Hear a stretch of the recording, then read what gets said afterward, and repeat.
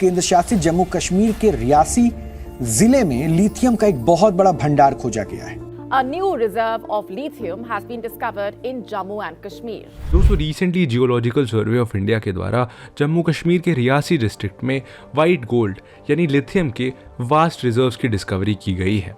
एक एस्टिमेट के अनुसार लिथियम की इस डिस्कवरी से इंडिया आने वाले अगले 10 सालों में चाइना को भी पीछे छोड़ सकता है।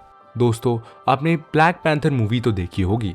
इस मूवी में वकांडा नाम की एक कंट्री है जहाँ की सारी टेक्नोलॉजीज के पीछे सुपर पावर है वाइब्रेनियम। ये वही वाइब्रेनियम मेटल है जिसे कैप्टन अमेरिका की शील्ड बनाने में भी यूज़ किया गया था। लिथियम को हम रियल वर्ल्ड का वाइब्रेनियम कह सकते हैं। लिथियम के पास भी वो सुपर पावर है जो हमारे अर्थ को फॉसिल फ्यूल से होने वाले एनवायरमेंटल डैमेजेस से बचाने की कैपेसिटी रखता है। तो दोस्तों आज के इस वीडियो में हम बात करेंगे लिथियम की और जम्मू कश्मीर में की गई लिथियम की डिस्कवरी और इसके सिग्निफिकेंस के बारे में। लिथियम अ वर्सेटाइल मेटल। दोस्तों दुनिया के सॉफ्टेस्ट मेटल में से एक लिथियम का यूज़ लिथियम आयन बैटरीज बनाने में किया जाता है, जिसका यूज़ हमारे मोबाइल फोन्स, लैपटॉप्स और इलेक्ट्रिक व्हीकल जैसी एवरीडे की चीज़ों में होता है। ब्रिटिश केमिस्ट एम स्टैनली विटिंघम ने 1974 में वर्ल्ड की पहली लिथियम आयन बैटरी डेवलप की, जिसके लिए उन्हें जॉन बी गुडेनफ और अकीरा योशिनो के साथ 2019 में नोबेल प्राइज भी मिला। दोस्तों अपने हाई ड्यूरेबिलिटी, लाइट वेट और एंड्योरेंस के कारण लिथियम केमिकल एनर्जी को इफेक्टिवली इलेक्ट्रिकल एनर्जी में कन्वर्ट कर पाता है। आज पूरी दुनिया क्लीन एनर्जी की ओर कदम बढ़ा रही है और ऐसे में आने वाले समय में लिथियम की डिमांड एनॉर्मसली इंक्रीज होगी। एलन मस्क ने टेस्ला लॉन्च कर इलेक्ट्रिक व्हीकल के मार्केट में एक रेवोल्यूशन ला दिया है। मस्क ने टेस्ला ईवीज को फ्यूचरिस्टिक बनाया, पर आज मैक्सिमम टेस्ला की मैन्युफैक्चरिंग चाइना में की जाती है। अगर बात करें हमारे प्यारे भारत की, तो currently lithium ion cell manufacturing में यूज़ होने वाले सारे मेजर कंपोनेंट्स के लिए भारत इंपोर्ट पर डिपेंडेंट है। और यहीं पर जियोलॉजिकल सर्वे ऑफ इंडिया के रीसेंट एक्सप्लोरेशन ने एक उम्मीद की किरण जगाई है। जीएसआई के अकॉर्डिंग जम्मू कश्मीर के रियासी डिस्ट्रिक्ट के सलल लहमाना एरिया में 5.9 टन लिथियम रिजर्व्स होने की संभावना है, पर यह लिथियम बॉक्साइट के साथ मिक्स्ड है। दोस्तों लिथियम की डिस्कवरी पहली बार भारत में जम्मू कश्मीर में ही 1999 में की गई थी। लिथियम रिजर्व्स की इस प्रीलिमिनरी एक्सप्लोरेशन से इसे स्कार्स एल्कली मेटल के ऊपर डिपेंडेंट इंडस्ट्री काफी उत्साहित नजर आ रही है। रिपोर्ट्स के अकॉर्डिंग इंपोर्ट पर डिपेंडेंसी के कारण मैन्युफैक्चरर्स को भी कई बार डॉलर टू रुपी के इम्बैलेंस और सप्लाई चेन इशू के कारण होने वाले प्राइस फ्लक्चुएशन को फेस करना पड़ता है। इंडिया की लिथियम के लिए इंपोर्ट डिपेंडेंसी आप इसी बात से समझ सकते हैं कि ministry of commerce and industry के डेटा के अकॉर्डिंग अप्रैल से दिसंबर के बीच इंडिया ने लिथियम और लिथियम आयन के इंपोर्ट के लिए ₹163 बिलियन एलोकेट किए हैं। रेनॉन इंडिया के मैनेजिंग डायरेक्टर आदित्य विक्रम के according domestically available lithium battery के प्रोडक्शन की कॉस्ट को 5 से 7% तक डिक्रीज कर सकता है। दोस्तों इंडियन गवर्नमेंट का एक एम्बिशियस प्लान है कि 2070 तक नेट जीरो एमिशंस अचीव किए जा सके, और इसके लिए इंडिया में लिथियम की डिमांड कंसिडरेबली इंक्रीज होगी। नीति आयोग के अकॉर्डिंग 2030 तक इंडिया में टोटल ईवी सेल्स 1.3 मिलियन से बढ़कर 80 मिलियन तक इंक्रीज हो जाएगी। जैसे जैसे भारत क्लीन एनर्जी की ट्रांजिशन की तरफ कदम बढ़ाएगा, वैसे वैसे ईवीज और एनर्जी स्टोरेज डिवाइसेस की डिमांड भी इंक्रीज होगी। दोस्तों आइए देखते हैं कि मिनरल्स की एक्सप्लोरेशन कैसे की जाती है। लिथियम को रॉक्स, क्लेज, सेडिमेंट्स और अंडरग्राउंड वाटर बॉडीज के ब्राइन से एक्सट्रैक्ट किया जाता है। दोस्तों जीएसआई माइनिंग एक्सप्लोरेशन के लिए यूनाइटेड नेशंस फ्रेमवर्क क्लासिफिकेशन और मिनरल रिजर्व्स ऑफ 2009 द्वारा दिए गए माइनिंग एक्सप्लोरेशन को अडॉप्ट करती है।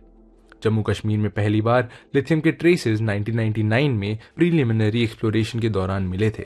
इसके करीब 20 साल बाद आज 2023 में जाकर लिथियम रिजर्व्स का कैलकुलेशन पॉसिबल हो पाया है।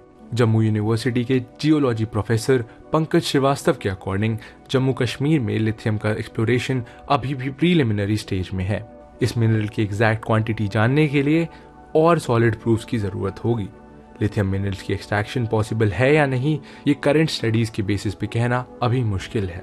रियासी में मिले lithium reserves 800 parts per million quantity से ज्यादा है, जो higher level of enrichment indicate करते हैं। दोस्तों आपको यहाँ बता दें कि 300 पर मिलियन क्वालिटी वाला लिथियम एक अच्छी एनरिचमेंट वैल्यू कैरी करता है।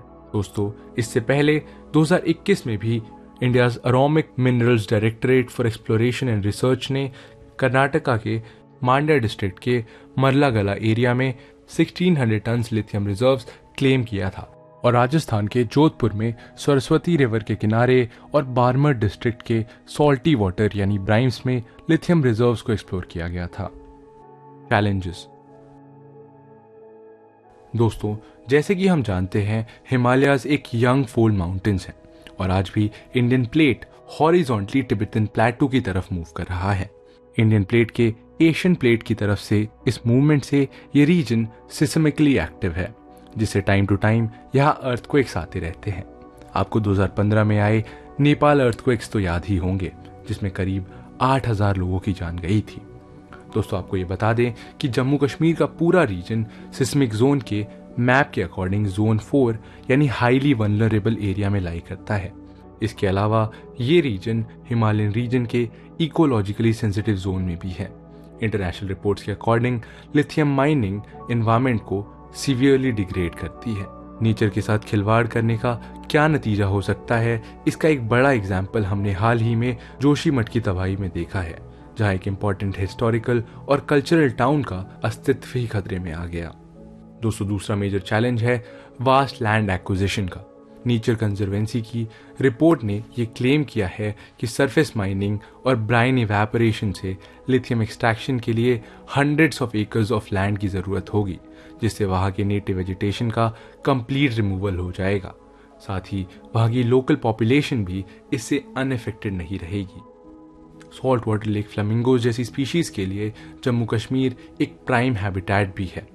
इकोलॉजिकल एक्सपर्ट्स के अनुसार लिथियम माइनिंग के कारण वाटर लेवल डिक्रीज होगा, जिससे उनके फूड सोर्सेज अफेक्टेड होंगे। कई रिपोर्ट्स के अनुसार पिछले डेकेड में ही फ्लेमिंगोज की पॉपुलेशन 11% तक डिक्रीज हुई है।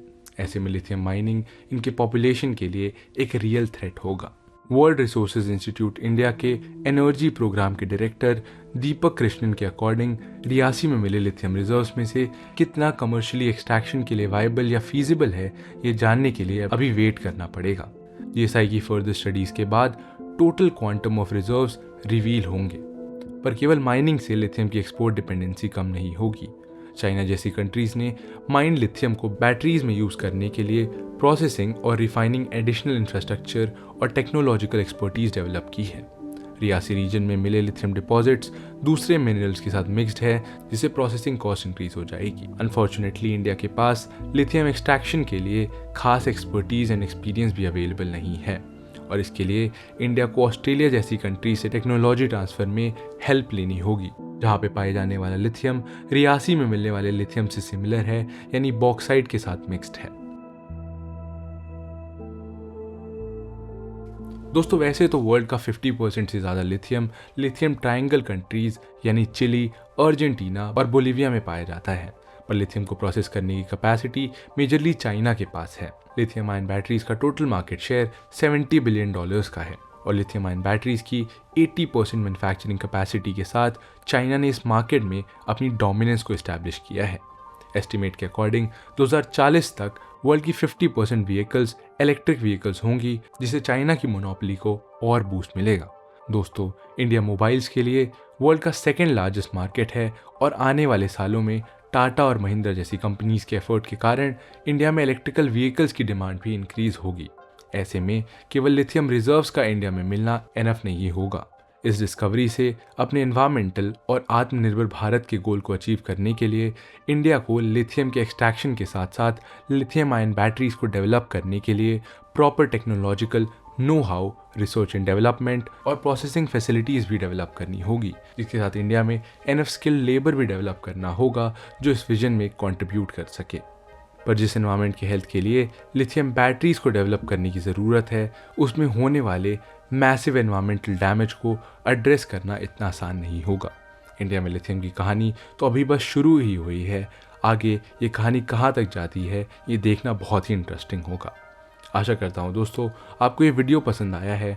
आज के वीडियो के लिए बस इतना ही, मिलते हैं आपसे अगले वीडियो में, तब तक के लिए जय हिंद।